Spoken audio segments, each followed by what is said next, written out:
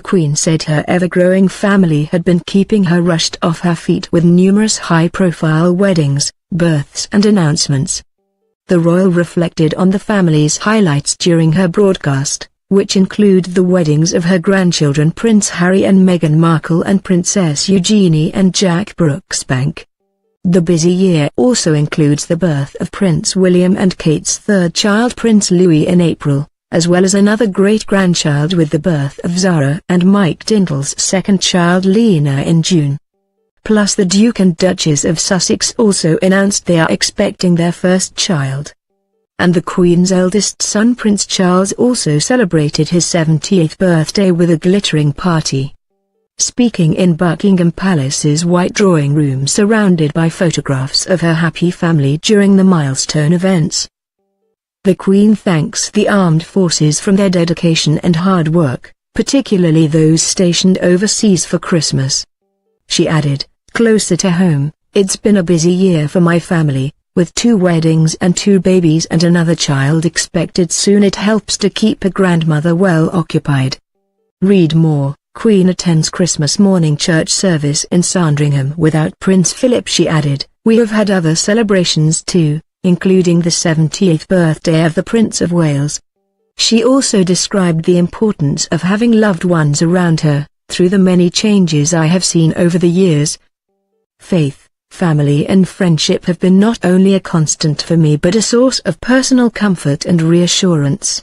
And she offered words of comfort for those missing relatives or friends. "At Christmas, we become keenly aware of loved ones who have died, whatever the circumstances, but, of course, we would not grieve if we did not love." The Queen also remembered her father, George VI, reflecting on his service with the Royal Navy during the First World War and the role he played in the early years of the Commonwealth. Now aged 92, the Queen's reign as monarch has lasted 66 years and she has been married to the Duke of Edinburgh for more than 7 decades. Sitting at a desk and with a Christmas tree in the background, she said, "Some cultures believe a long life brings wisdom. I'd like to think so. Perhaps part of that wisdom is to recognize some of life's baffling paradoxes, such as the way human beings have a huge propensity for good, and yet a capacity for evil. Even the power of faith, which frequently inspires great generosity and self-sacrifice, can fall victim to tribalism." Showing how important her family is to her, the Queen sat next to a precious photograph of herself and husband Philip with a baby Prince Charles. Official photographs from Meghan and Harry's wedding and Princess Eugenie's wedding, along with a family Christmas card photograph from the Cambridges sitting in the background. Prince Charles' official 70th birthday portrait stood pride of place next to the Queen along with an image of her father, George VI.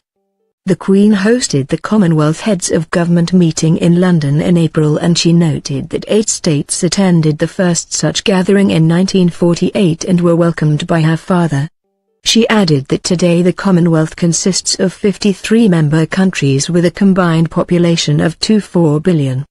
She said, "Its strength lies in the bonds of affection it promotes, and a common desire to live in a better, more peaceful world. Even with the most deeply held differences, treating the other person with respect and as a fellow human being is always a good first step towards greater understanding." As head of state, the Queen remains publicly neutral when it comes to political matters and does not express her views on issues.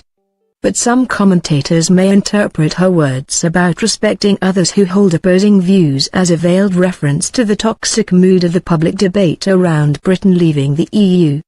The broadcast was recorded on December 12 before Prime Minister and Jeremy Corbyn's angry Commons clash which, with Brexit at its root, saw the Labour leader accused of calling Theresa May a stupid woman, something he denied. After footage was shown of a thrilling rough flypast, celebrating the Air Force's centenary by forming the number 100, the Queen said, "We owe them and all our armed services our deepest gratitude." She also acknowledged the sacrifices of the thousands of seamen who died fighting in the First World War Battle of Jutland in 1916 during which her father served as a midshipman. She said, "The British fleet lost 14 ships and 6,000 men in that engagement. My father wrote in a letter, "How and why we were not hit beats me." Like others, he lost friends in the war. The Queen concluded her broadcast by highlighting Jesus's message, often cited at this time of year. "I believe his message of peace on earth and goodwill to all is never out of date. It can be heeded by everyone, it's needed as much as ever." With Parliament fundamentally divided over the way forward with Brexit and military conflicts still raging in parts of the world, the monarch's words are likely to resonate with many. A very happy Christmas to you all. The broadcast ended as it had begun, with singing from the choir of King's College, Cambridge, famous, as the Queen said, for its 9 lessons and carols. They opened the festive broadcast by singing the national anthem and ended with the carol Once in Royal David's City.